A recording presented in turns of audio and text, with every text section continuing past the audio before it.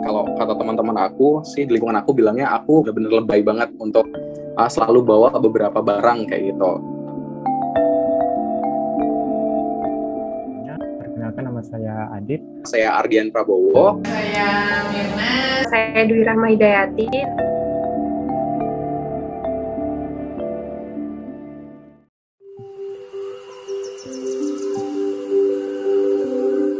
Tapi kalau menurutku itu tindakan kecil sih dari aku. Contohnya, aku selalu bawa tumbler. Ini selalu aku bawa as always kayak gitu untuk keluar. Karena memang beberapa aktivitas yang menuntutkan untuk keluar, jadi kita membawa beberapa barang yang diperlukan untuk mengurangi penggunaan konsumsi dari sampah plastik khususnya.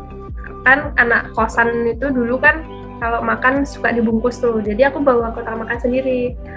Selain itu kan penjualnya juga jadinya nggak repot-repot tuh bungkusin terus nasi plastik, dan makanya aku juga selalu bawa tas ini sendiri. Ada bawa bekal sih contohnya. Yaitu yang pertama, kalau cuci piring itu tidak boleh pakai air yang mengalir. Terus yang kedua, itu saya dapat dari ibu saya. Jadi kalau mandi ini mbaknya jangan di kayak kalau disingkirin, jadi jangan ditutup, biar dibuka aja, nanti air yang ngalir di sini ya nanti ibu buat siram tanaman. Jadi kalau saya misalkan saya bawanya 2 untuk sarapan sama makan siang, dan juga ada snacknya juga bikin sendiri, dan semuanya dimasukkan ke wadah makanan dan tidak menggunakan kantong plastik. Dan insya Allah ini bisa mengurangi sampah plastik ya, karena saat sudah bawa bekal kita cenderung untuk mengurangi jajan di luar, dan tentu saja secara otomatis mengurangi penggunaan kemasan dari makanan yang kita beli di luar. Jadi di rumah itu ada kayak baskom, 3 baskom. Jadi yang pertama buat naruh piring di tempat itu, yang kedua buat bilas, yang ketiga air bersihnya buat sterilisasi air anget itu. Jadi ya air 3 ini kita pakai semuanya, jadi nggak pakai keran air mengalir. Oh, kalau untuk menggunakan air saat mandi itu sebenarnya karena di rumah ibu itu kan suka nanam, ada kebun. Nah, simpelnya di situ. Jadi kalau setiap orang rumah yang mandi seperti papa saya, kakak, itu dikasih tahu, itu airnya nanti embernya jangan di itu ya, dibuang ya. Nanti ngomong ibu kalau udah penuh. Karena kenapa? Karena dari situ air yang sudah bekas buat mandi itu mau disiram ke tanaman yang ibu ada tanaman di luar.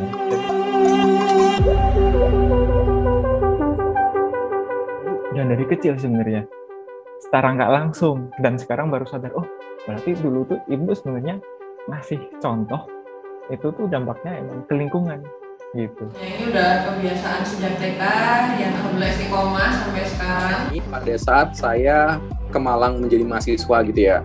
Pas waktu kuliah, tapi paling konsistennya kuliah di S2 ini.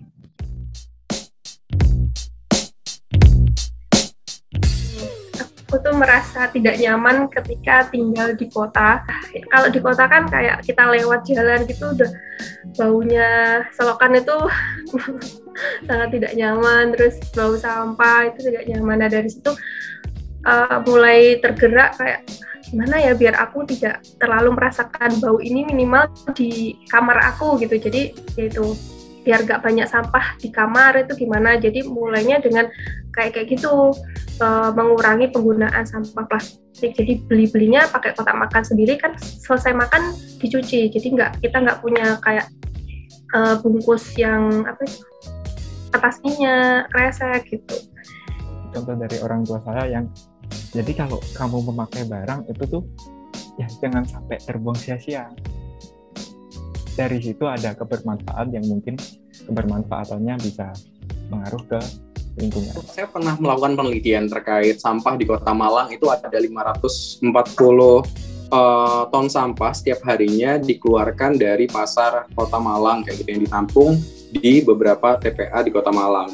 Nah, dari hal tersebut, dengan membawa tumbler, dengan membawa sedotan dan lain sebagainya, setidaknya kita merubah 1%-nya dari diri kita. Kayak misalkan dari membuang sampah botol dan lain sebagainya, menjadi tidak membuang sampah kayak gitu. Itu sangat berkontribusi.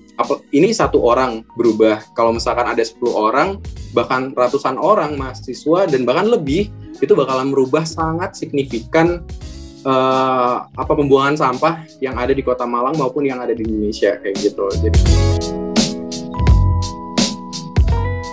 kalau buat konsisten sendiri tuh kadang kalau kita capek kerja balik kayak gak sempet mikir gitu. Kita kadang-kadang lupa barang-barang yang ada, apalagi kalau misalkan gupek setiap paginya kita harus bawa tumbler, kita harus bawa sendok sendiri gitu ya, kita harus bawa sedotan kayak gitu. Itu benar-benar harus disiplin teman-teman. Itu dari pagi mulai bangun dan lain sebagainya, itu kita harus menyiapkan memang sebelum kita aktivitas. Pas kita beli tuh, aduh Mbak gak cukup Mbak kotak makannya gitu, jadi harus bawa kotak makan itu yang lebih dari satu kadang. Ada juga penjual yang udah Mbak ini aja gitu, jadi nggak mau pakai itu gitu. Terus kadang dulu awal-awal sih agak malu kok bawa kotak sendiri, yang lain ya udah beli aja gitu, kayak kok kita kayak rempong gitu. Males nyiapin, karena kalau udah males masak itu pasti kita akan cenderung milih beli aja di luar deh, pakai plastik gak apa-apa.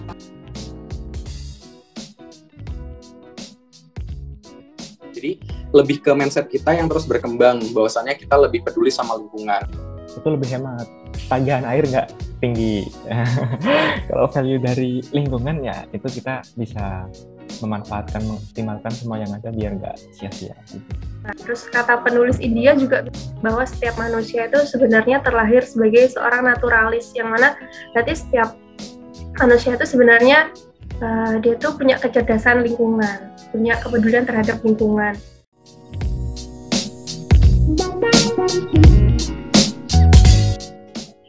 Saya pengen kita semua ini bersama-sama untuk menjaga rumah kita, bumi ini, tempat tinggal kita yang satu-satunya agar bisa nyaman, aman untuk ditinggali gitu.